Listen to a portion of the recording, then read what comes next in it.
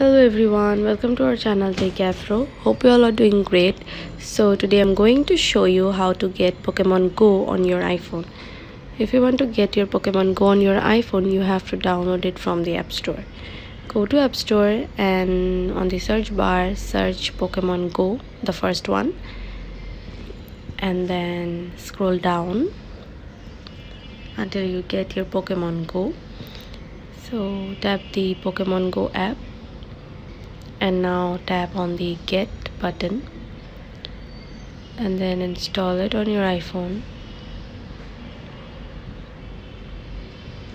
and wait until the download is finished. So yeah, now open the app and sign up to your account and then play. This is how you can get Pokemon Go. Thanks for watching. Hope this video helps you. Don't forget to subscribe to our channel. Don't forget to hit the bell icon button. See you in the next video. Bye bye.